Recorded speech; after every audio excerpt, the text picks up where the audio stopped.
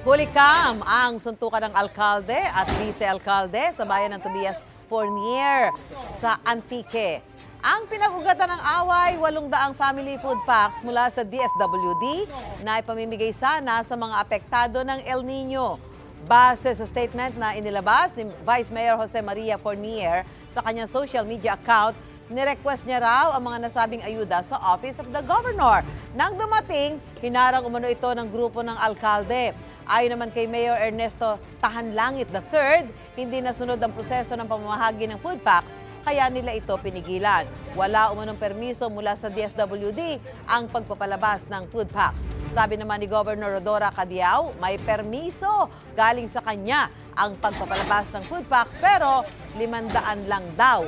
Ipinauubaya niya na raw sa mga otoridad ang investigasyon. Parehong humingi ng paumanhin ang alkalde at vice-alkalde kaugnay sa nangyaring suntukan.